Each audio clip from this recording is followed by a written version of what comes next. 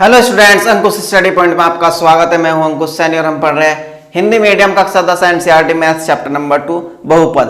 तो बहुपद में हम प्रश्नावली 2.2 कर रहे थे। तो चलिए हम प्रश्नावली 2.2 के क्वेश्चन करेंगे। हम फर्स्ट के 3 क्वेश्चन कर चुके थे। आज क्वेश्चन नंबर फर्स्ट के 4 से करेंगे। पहले का 4 पार्ट, तो वह आपका 4 पार्ट है 4u² प्लस 8u और 4u² प्लस 8u। ये है आपका क्वेश्चन नंबर पहले का चौथा। अब 4u² प्लस 8u, अब इसमें देखिए इसको कैसे सॉल्व करेंगे आप। इजिकल टू, अब इसमें से क्या करिए आप 4u कॉमन ले लीजिए। 4u कॉमन ले लीजिए। जब आप यहां से 4u कॉमन लेंगे तो यहां से 4 बाहर आ गया, u बाहर आ गया, तो क्या बचा यहां पर? यहां बचा u प्लस, और 4u यहां से कॉमन लिया तो u बाहर आ गया, 4 दूनी 8, तो यहां बचा 2। ठीक है स्टूडेंट्स, देखिए 4u, इस 4u² प्लस 8u में से कॉमन लिया 4u, क्या बना? u plus 2। ठीक है, तो शून्य ज्ञात कीजिए। मैंने पूरी थ्योरी नहीं लिखी, तो एक तो मैं शून्य ज्ञात करने हैं, तो ये इतना आ गया, तो हम क्या करेंगे? पहले इसमें से ये लेंगे, फिर ये लेंगे।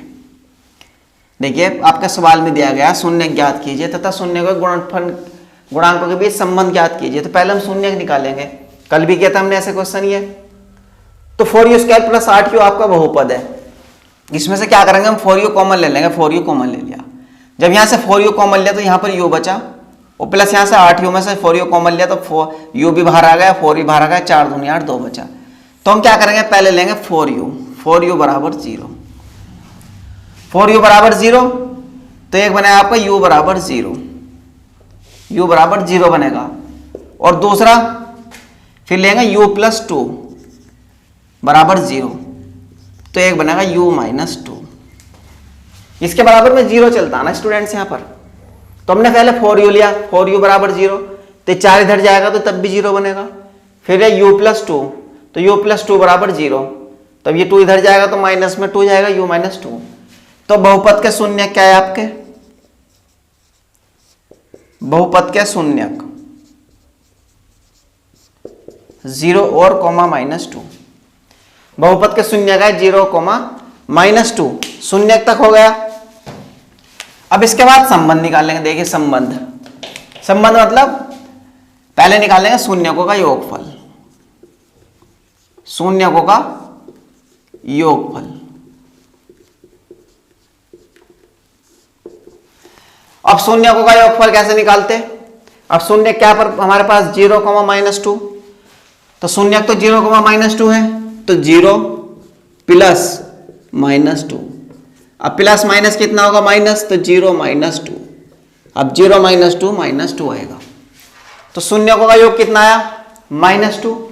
लेकिन एक तरीका और होता है, कौन सा? माइनस x का गुणांक शून्यकों का योग का, ऐसे भी तो निकालते हैं ना, माइनस x का गुणांक बटे x² का गुणांक।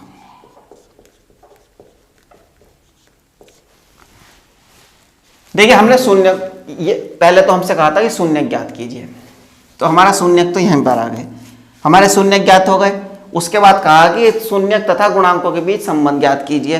तो संबंध कैसे निकालते हैं? पहले शून्यकों का योगफल निकालेंगे शून्यकों के द्वारा। शून्य क्या है? 0 माइनस 2। तो शून्य 0 माइनस 2 है, तो क्या आया? शून्यकों का योग से योग माइनस 2 आया। अब निकालेंगे गुणांक से, x का गुणांक बटे x² का गुणांक। ऐसा हमने शुरू में पढ़ा था जब मैंने आपको बहुपद का इंट्रोडक्शन कराया था, उसके दूसरी क्लास में बताया था कि शून्यकों का योगफल का सूत्र होता है माइनस x का गुणांक बटे x² का गुणांक। तो लेकिन आप एक बात बताइए, आप यहां पर आपको x दिखाई दे रहा नहीं, तो एक काम कर लिया, आप यहां पर इसको u कर दीजिए, x कर दीजिए। चलिए u आपके सवाल में u चल रहा है तो u कर दीजिए। चरपद जो भी चलेगा उसी के अकॉर्डिंग लेंगे। u का गुणांक u² का गुणांक कर दीजिए, कोई फर्क नहीं पड़ता क्योंकि सवाल u में चल रहा। तो माइनस x की जगह u दे दिया ना इसमें स्टूडेंट्स, x की जगह u दे दिया, तो इसलिए हम u को लिखेंगे ठीक है, कोई फर्क नहीं, मैंने आपसे कल भी बताया था जब आपका ऐसा आया था सवाल में, यहाँ पर ABCD A to Z कुछ भी आ जाए कोई फर्क नहीं पड़ता, बस आपका वो चरपद माना जाएगा। अधिकतर XY चलते हैं या T चलता है, S चलता, और जिसमें U आ गया तो U का X की जगह U ले दो, कोई फर्क नहीं पड़ता, U का गुणांक बटे U स्क्वायर का गुणांक। तो अब आप एक बात आइए, U का गुणांक क्या है आपका यहाँ पर 8, U का गुणांक है 8 तो -8 बटे U स्क्वायर का गुणांक कितना है, U स्क्वायर मतलब U का गुणांक का मतलब क्या होता है, जो U की स्क्वायर के साथ संख्या है 4 और U का गुणांक 8 U के साथ, तो 4 दूनी 8 कितना है -2 आया। तो एक बात है यार, शून्यकों का योगफल निकाला इनसे तब भी -2 आया, ठीक है स्टूडेंट्स, और गुणांकों से निकाला तब भी -2 आया। इसका मतलब संबंध की सत्यता की जांच हो गई, दोनों से ही -2 आया। लेकिन आप इसका बाद वाला नहीं लिखेंगे, आप ये अब इसको लिखने के बाद बस ये लिख दीजिए, यही आता है, ठीक है। अब एक और आता है शून्यकों का गुणनफल, शून्यकों का गुणनफल दोनों से चेक करेंगे, शून्यकों का गुणनफल। अब शून्यकों का गुणनफल की बात आती तो शून्यकों का गुणनफल, गुणन मतलब गुणा करना, शून्य क्या है आपके 0, -2, तो गुणा का जब करोगे आप इनकी 0 गुणा -2 तो 0 के साथ किसी की भी गुणा कर दो 0 बन जाएगा, 0 बन जाएगा। लेकिन अगर मैं गुणांकों के अनुसार देखूं शून्यकों का गुणनफल तो उसका सूत्र क्या होता है, उसका होता है अचर पद। देखिए हमने पढ़ रखे हैं, शुरू में समझाया था, अचर पद बटे एक्स स्क्वायर का गुणांक, एक्स स्क्वायर का गुणांक। अब आप एक बताइए, आपको इसमें कहीं अचर पद दिखाई दे रहा है? अचर पद का मतलब ये होता जिसके साथ ABCD XYZ अल्फाबेट्स ना हो, वो अचर पद होता है आपका। लेकिन आपको इसमें अचर पद कहीं दिखाई दे रहा? नहीं दिखाई दे रहा, क्योंकि 4U स्क्वायर प्लस 8U है, तो इसका मतलब अचर पद का मान है 0 और एक्स स्क्वायर का गुणांक कितना है 4। वैसे तो आप 0 के बटे में कुछ भी लिख दो, कुछ नहीं फर्क पड़ता, 0 ही बनता, तो 0। तो हमने शून्यों का गुणनफल निकाला तब भी 0 आया शून्यंकों से, लेकिन हमने गुणांकों से निकाला तब भी 0 आया। इसका मतलब सही है भाई, शून्यकों से भी 0 आया और अचर पद और गुणांकों से भी 0 आया। ऐसे इसमें शून्यकों से -2 आया योगफल और गुणांकों से भी -2 आ रहा था, तो इसका मतलब हमारे संबंध की सत्यता की जांच हो गई। तो ठीक है स्टूडेंट्स, समझ में आए यहां तक? चलिए इसके बाद क्वेश्चन नंबर फर्स्ट का 5। तो स्टूडेंट क्वेश्चन नंबर फर्स्ट का 5, टी स्क्वायर -15। एक क्वेश्चन आपका थोड़ा सा अलग है उनसे, इसके फैक्टर कैसे करेंगे। अब देखिए टी स्क्वायर -15 है, टी स्क्वायर -15, तो टी स्क्वायर -15। अब देखिए एक सूत्र होता है, आपने पढ़ा होगा, ए स्क्वायर माइनस बी स्क्वायर बराबर ए प्लस बी और ए माइनस बी, ये होता है स्टूडेंट्स। ए स्क्वायर माइनस बी स्क्वायर बराबर ए plus B minus A plus B bracket A minus B. तो देखिए हम इसको क्या कर सकते हैं, टी स्क्वायर, इसको क्या करेंगे √15, √15 की घात 2 लिख देंगे, मतलब हम √15 की घात 2 है, अगर इसको हम करेंगे तो √15 गुणा √15 बराबर 15 आएगा। तो कहने का मतलब यह है, इसको ऐसे लिख दीजिए या इसको ऐसे लिख दीजिए, ठीक है, इसको ऐसे लिख दीजिए या इसको ऐसे लिख दीजिए। तो हमने जो 15 को ऐसे लिख दिया क्योंकि हमको आसानी हो जाएगी सवाल करने में, है तो वही चीज, है तो ये भी 15 ही, लेकिन हमने इसको ऐसे लिख दिया, ठीक है, समझ में आया? चलिए तो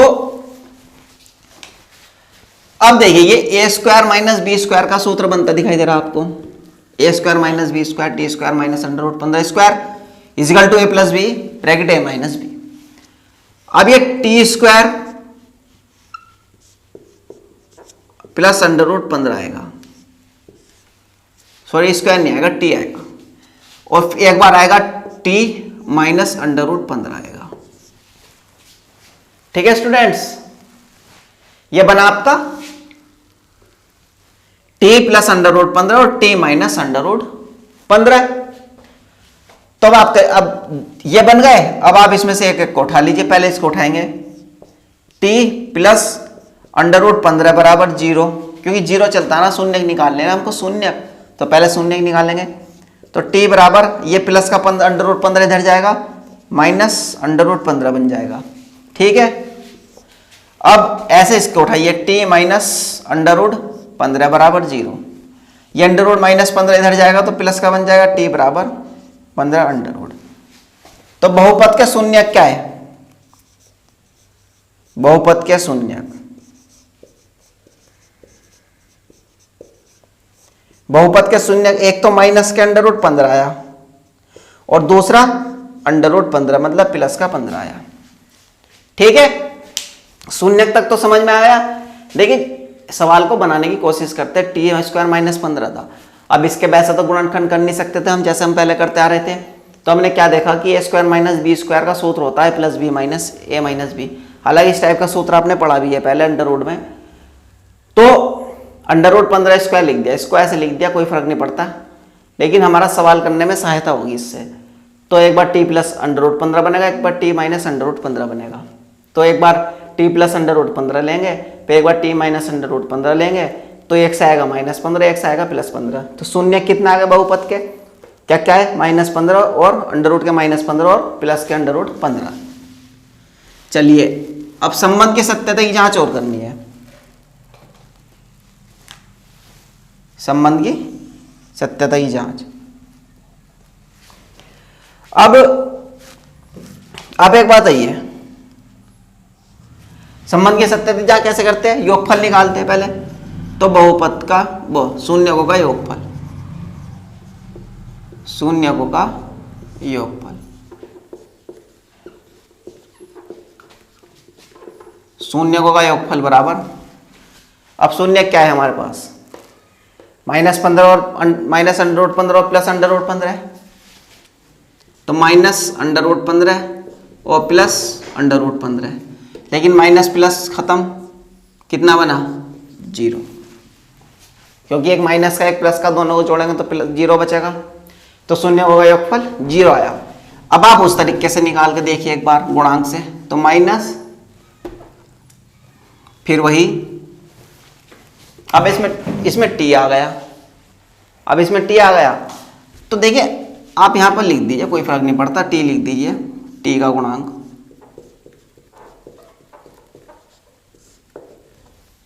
बटे टी स्क्वायर का गुणांक। तो आपका 0 बनेगा, क्यों? टी का गुणांक तो कुछ है ही नहीं है आपके पास, टी स्क्वायर का है, टी का नहीं है, तो 0 आएगा ऊपर।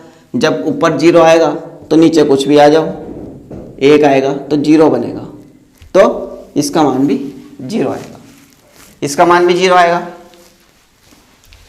तो शून्य होगा योगफल 0। अब शून्य होगा गुणनफल,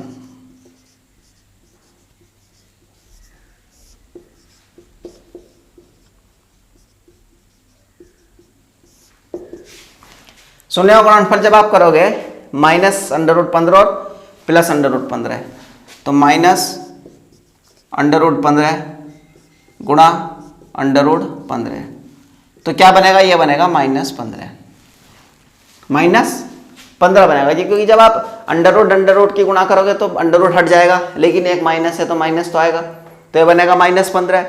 और फिर आप उसके अचर पद से कीजिए, गुणांक से क्या होता है? अचर पद बटे टी स्क्वायर का गुणांक।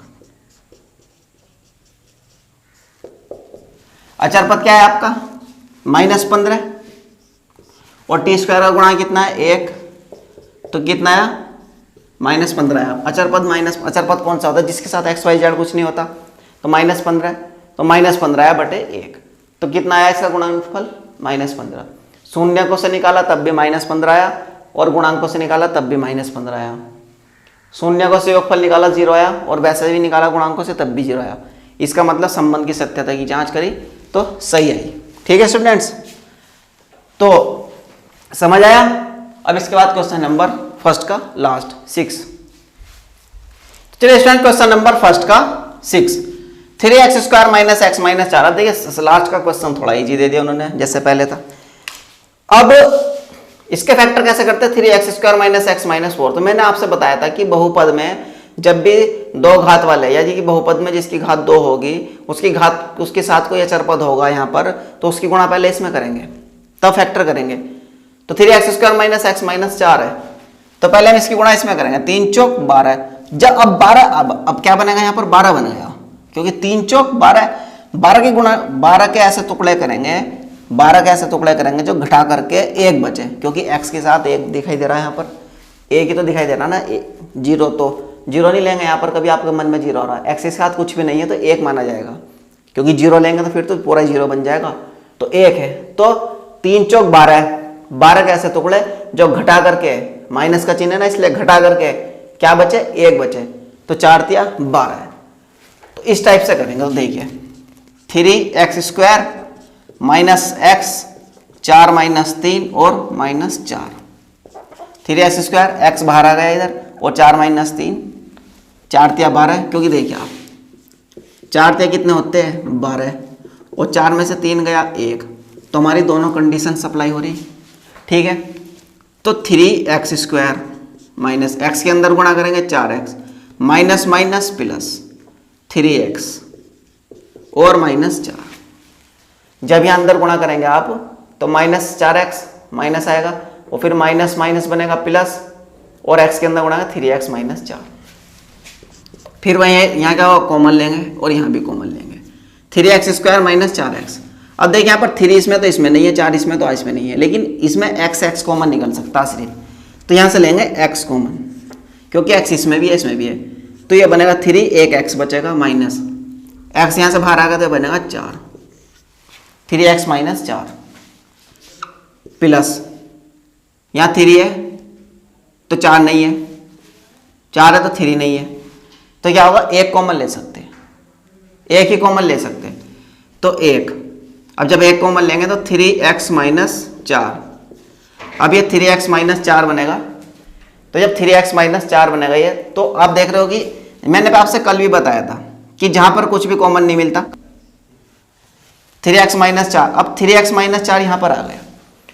अब जहां पर कुछ भी कॉमन ना मिले, मैंने आपसे बताया था वहां पर एक कॉमन लेना है, तो ये दोनों आपके दोनों पार्ट्स एक से हो गए, 3x माइनस 4, 3x माइनस 4।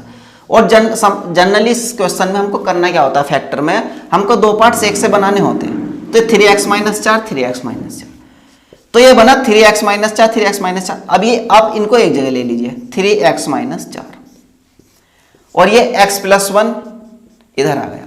अगर मैं इसकी गणित की भाषा में कहूं तो क्या करेंगे, 3x माइनस 4 कॉमन ले लिया, इधर x बचा, इधर प्लस 1 बचा, ठीक है। अब आप इसमें क्या करोगे, आप पहले एक फैक्टर ले लीजिए, फिर दूसरा फैक्टर ले लीजिए, तो 3x माइनस 4 ले लिया पहले बराबर 0, तो 3x 4 जाएगा इधर, तो ये बना 4, माइनस का इधर जाएगा प्लस में बनेगा, तो ये बनेगा x बराबर 4/3, क्योंकि ये x 3 इधर आएगा बटे में, पहले तो 4 इधर प्लस में जाएगा, फिर 3 गुणा में तो बटे में जाएगा, x बराबर 4/3। और दूसरा क्या है, x प्लस 1, x प्लस 1 बराबर 0। अब ये प्लस 1 है तो इधर जाएगा तो माइनस बनेगा, x बराबर -1। तो आप यहां पर कह सकते हो बहुपद के शून्य क्या है हमारे, बहुपद के शून्य, बहुपद के शून्य का एक आया 4/3 और एक आया -1, तो बहुपद के शून्य